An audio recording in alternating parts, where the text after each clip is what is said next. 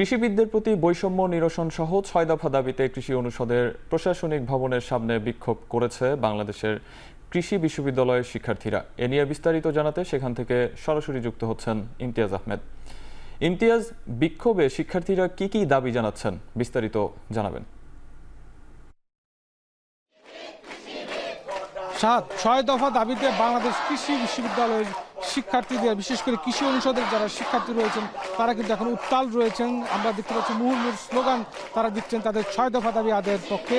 এবং একটু জানিয়েও রাখতে চাই আপনাকে, আজকে যখন এখানে তারা বিক্ষোভ করছেন মুহুর্মুর স্লোগানে, ঠিক এই মুহূর্তে ঢাকায় কিন্তু তাদেরই একটি প্রতিনিধি দল শিক্ষা মন্ত্রণালয়, কৃষি মন্ত্রণালয়, কৃষি সচিবের সঙ্গে বৈঠক করছেন এবং তারা যেটা বলছেন, আজকে তাদের বাঁচা মরার লড়াই। মানে আজকে যদি তাদের ৬ দফা দাবি পূরণ না হয় তাহলে এর থেকেও কঠোর আন্দোলন তারা করবেন এবং তাদের প্রশাসনিক কার্যক্রম তারা বন্ধ করে দেবেন এবং প্রশাসনিক যে কৃষি অনুষদের প্রশাসন আছে, প্রশাসন বিভাগ, সেখানে তারা তালা ধরিয়ে দেবেন।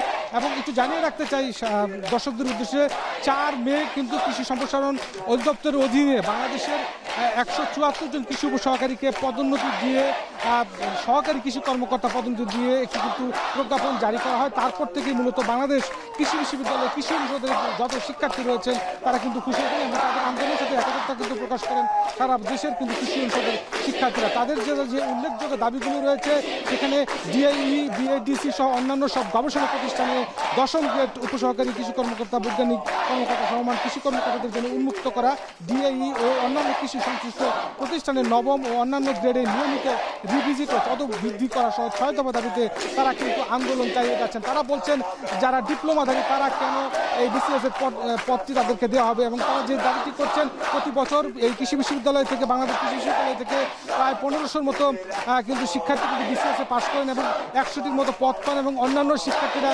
কিন্তু সরকারি চাকরির পরেও কিন্তু বেসরকারি তাদের চাকরি করতে হয়, প্রাথমিক বিদ্যালয়ের শিক্ষকতা করতে হয়। এই কথাগুলো তারা বলছেন এবং যার কারণে কিন্তু এই পদগুলো কিন্তু তারা কিন্তু পেতেন।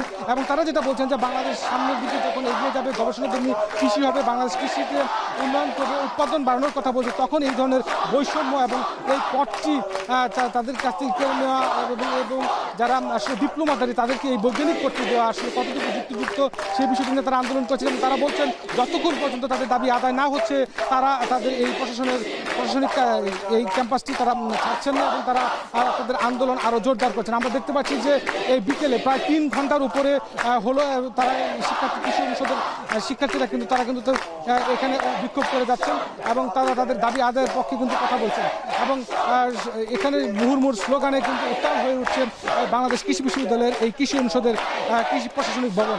এবং তারা আলটিমেটাম দিয়েছেন, আজকে তারা ঢাকায় যে সিদ্ধান্তটি হবে সেই সিদ্ধান্তের উপর তারা নির্ভর করছে তাদের পরবর্তী কর্মসূচি কী আসবে।